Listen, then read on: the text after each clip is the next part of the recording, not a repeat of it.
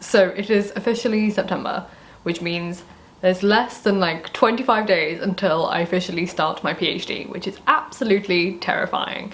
I've been prepping myself for the past couple of months, effectively nesting, as one were. You know how people nest before, you know, a baby comes or something? I've been nesting for my PhD, basically doing all the wee things around the house that I've been putting off for years, organising stuff, restructuring stuff to get things out of my head and make it all more efficient, really, because I'm terrified. I'm absolutely terrified of working full-time and doing a PhD part-time for the next 6 to 8 years of my life. So the easier I can make things for myself, I'm going to do it. And because I've been nesting and organising things, I thought I'd share with you some of the investments that I've made to prepare myself for my PhD based on recommendations that other people have given me and just little things that I've noticed that will potentially come into play because just life.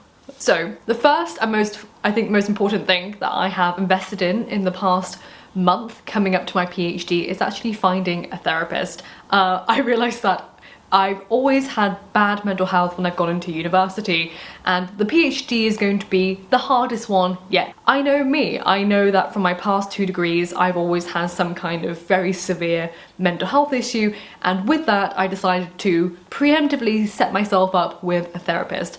Unfortunately, due to the pandemic, most local therapists are completely taken up, and in the UK we use a system of the NHS, so if you don't go private you use the NHS, but that system is even longer. So I've decided to go private, but again, all the therapists in my area were taken up. they were taking no new customers, which was just great. So I ended up going onto that BetterHelp website, and no, I'm not sponsored. I was one of those people back in the day that had been approached by BetterHelp and said no. And then the whole controversy came, and then I was just basically so desperate, I went on to BetterHelp and risked it, and luckily for me, it's paid off. I have a lovely therapist. They assigned me to one that has accomplished her PhD in psychology, so she will also know what it's like to go through a PhD. I just love that I have someone that I hopefully can cling on to for as long as possible. And I'm actually glad that I went on to BetterHelp, because I don't think I would have really been lucky enough to find a therapist that potentially could have known the angle of academia that I'm coming from and potentially know the pitfalls and, you know, the issues themselves, because that will be my biggest fear. So I've invested in a therapist. I think I mean, if I could go back in time, if I were a richer student in my undergrad days and my master's days, I didn't have much money, I would have had a therapist back then.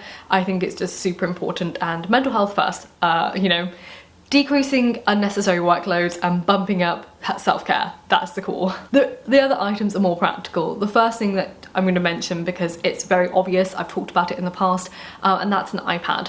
iPads have changed since I was younger. I had an old iPad, it broke on me this year, and I went, ooh, the fancy new ones let you write on the screen, and this is a game changer. I know people who are already in academia or have been in academia recently, but when I was in academia you couldn't write on an iPad. So the idea of downloading PDFs and being able to edit them without printing them off, without having to have notebooks that you have to flick through and just have all your notes digitized, top thing. Seriously, that's a total game changer, and I'm so lucky I'm doing my PhD in today's technology, because I don't know how people did it in the past. So that was my main, you know, for efficiency's sake, and also for digitizing everything, so I can digitize my notes, sync them with all my laptops, etc. 2 things that I would suggest investing into as a PhD student. One of them came free with my university, it may not for you, and the other one I have invested into myself personally. So they're 2 apps. The first one is EndNote. This is something that came free with my university subscription effectively. And EndNote is a system reference system, so every time you download a PDF that you're going to use, you can pop it into EndNote and you can add in the details if it doesn't automatically do it for you, and it's basically a citation resource that you can organise, subject, put everything in, search all your database, etc. And also it customises references for when you need to reference something and create a bibliography. Amazing stuff, amazing stuff. I literally spent my undergraduate and master's degree typing in all my references by hand, making it like, does there need to be a full stop here? Is it a comma or is it a bracket? Do I need to put in the link? Oh, it drove me crazy. Bibliographies can now be done for you. Technology, seriously. I was so lucky waiting until this point in life to do a PhD, because it's really become top notch, really. And the second app I use is called GoodNote, and again I use this in conjunction with my iPad. So if I find PDFs online, I put them into EndNote, and then I also then put them into GoodNote, and GoodNote I can then annotate, I can make little notebooks in there, I can annotate. The next one seems a bit funny, but a laptop stand. So everyone in the PhD world recommended that I had a second monitor, and when people say second monitors to me, I immediately think of having two massive desktop computers on. I can't, A, that's really expensive, B, I don't even have that much space. Like, I can't fit even basically my laptop and my monitor together, but I have a computer monitor and I have a laptop. That works as a second monitor. For some weird reason, people don't say that. They just say, get a second monitor, as if that means something. I suppose if you don't have a laptop, or you only have a laptop and you don't have a desktop, etc., it makes sense. But everyone said to invest in a second screen. I already had one, so all I needed was a stand to make sure that I had enough space in front of my desk so things don't spill on it, that I can connect my wireless keyboard to both my laptop and my computer and just have space efficiency. And I'll also get a wee little cable to connect my computer to my laptop, so that can be done for me as well. Haven't done that yet, it's on my Christmas list. I've literally popped it on my Christmas list to save myself from buying it. I'm like, please, this will really help me. But the laptop stand I have got. Speaking of Christmas lists, the next thing on my Christmas list is an ergonomic chair. I have it's an okay chair. The one I'm sitting on right now is from IKEA. It works, but it can get quite stiff. It's not exactly the comfiest of chairs, and I am concerned about how much time over the next few years I'll be sitting on a chair. And how that will affect my spine. I tend to accidentally lean forward a lot, just things like that, things that aren't happy. So I'd rather invest in an ergonomic chair. So I've asked for money for Christmas to go towards an ergonomic chair. This is going to sound really weird, but effectively, I highly recommend investing in a wee bed table and reading cushion, because sometimes, I mean, if you have a chronic illness or whatever it is, I sometimes have to be in bed for personal reasons and I'm too ill to get out of bed. The best thing I've done is actually set up a workspace in my bedroom that I can work from bed. This includes a bamboo little desk that you can just pop on your bed. It's really easy and foldable up, so it doesn't take up much space. I can slide it under the bed. And then also a reading cushion. All these products are linked down below, by the way. I may use affiliate links for some of them. I will notify with those asterisks if I do, so thank you for supporting if you use those links. But I do have a really lovely reading cushion, and it has little pockets for like highlighters and sticky notes in them. It's great, I absolutely love it, and that's because primarily when I read in bed, no matter how many pillows I propped up, my neck would kill like crazy, and I hated reading in bed. So because it hurt my neck so much, I got this reading cushion. Worked the charm. My neck does not hurt anymore, and I can work in bed if I have to one day, but I don't have to feel like I'm not getting anything done, because sometimes sitting at this desk isn't possible for some people, for whatever reason you may have. The next one is noise cancelling earbuds. Now you can go fancy and get noise cancelling headphones. I was gifted some for Christmas last year, but actually I've invested in noise cancelling earbuds, which are just reusable earbuds, not ones that you throw away every time. And here's why. So I'm not someone who listens to music when I'm working. Sometimes I will study alongside a study with me system, but when I'm in public spaces, I get really wound up by how noisy people are on public transport. For some reason, everyone's super loud on their buses, everyone's super loud on the trains, and I'm going to be commuting a lot over the next few years, particularly going down to England to meet my supervisor. And when I'm traveling, I'm going to be traveling on a train for 4 to 5 hours. And when I'm on a train, I'd like to do some reading, and I won't be able to if I have noisy people around me. So I've invested in these little wee earbuds that I will again link down below, but there's lots of them. It just blocks people out, but not too much. You can still hear if someone is talking to you. So if there was an emergency, like a fire alarm or, you know, something, a car horn, like if you're walking with them in, they're designed for people to use just to reduce the noise. It's people with anxiety issues, with noise sensitivity issues, and even motorcyclists. And the next one everyone recommended, and I don't need any recommendations for this, but it's plants. I love plants. You can see this one here. This one is Medusa. She sits on the top of my bookcase. I love my plants.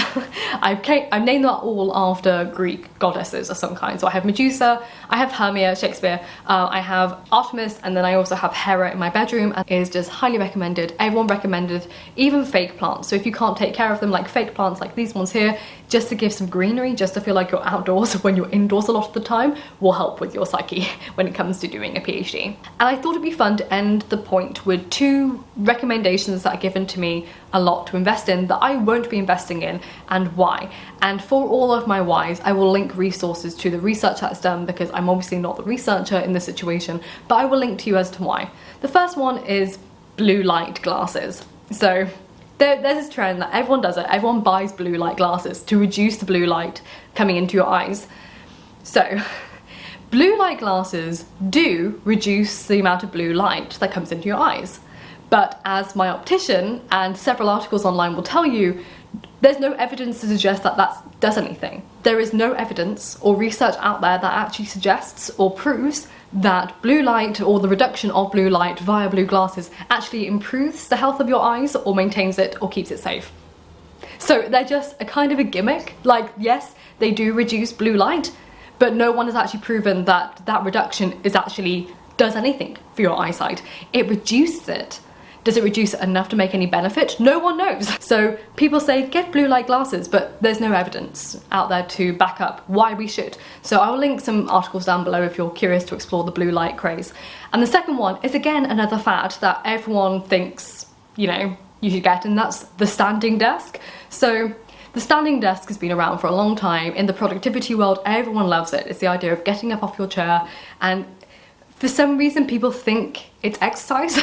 People think standing is better than sitting, and kind of, but the benefits are still kind of tit for tat. You have a lot of cons and a lot of pros that kind of outweigh each other to make it just neutral. The neutrality of sitting and standing at a standing desk, there's barely any difference, to the point that it's not worth investing lots of money into. In fact, it's probably more worthwhile investing into better home exercise equipment than it is a standing desk. And here's why. So I've got my notes here.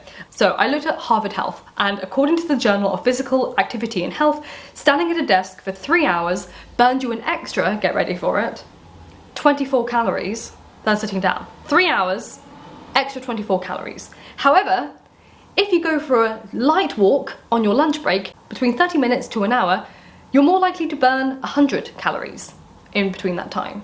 So you can either go for a walk on your lunch break and you'll do better benefit than standing for 3 hours at your desk, which is also quite uncomfortable, very dependent on your able status, you know, how able you are to stand for that long. It just depends on how active you are throughout the day. So a better investment is actually investing in home workout gear. If you have something like, okay, my favorite thing that I own, fold up trampoline. I'll link mine down below, because you have to be careful. Just putting this out there, if you're interested in fold out trampolines, as a woman, as a little woman, and I'm not saying this is just a gender status, but put it this way, I had one that I could not unfold. It was too big.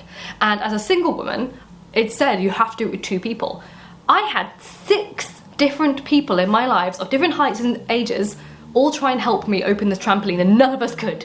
It was too stiff. Like, you need like big burly people, whatever gender they may be, to open these trampolines, and I did not have access to 2 big burly people. It was just me and someone else, so I had to send that one back, and then I got a little one. So I will recommend the little one I've got, because I can open it by myself, and it's really compactable and it does great. It's fun exercise, and I'd rather invest in something like that, like a mini trampoline that I can jog on for 45 minutes and burn some calories and make up a sweat, than a big ugly desk that makes me stand and doesn't really do much other than make you think whilst you're working that you're doing something for yourself, but it's really very little. So controversial, but I've done my research in this, and I'll link everything that I would recommend that's more accessible research down below if you're curious to explore them. So yes, those were my PhD investments. Let me know down below if there's anything that you were interested in, or if you are a PhD student and you invested in, or just a student and you really invested in. If you're new to my channel, I talk all things academia and personal finance, so if you're interested, please consider subscribing. And if you're one of my lovely regulars, hi, how are you? Please consider liking and joining in the conversation in the comments down below, and I'll see you soon for another video. And remember, books save lives, so keep reading.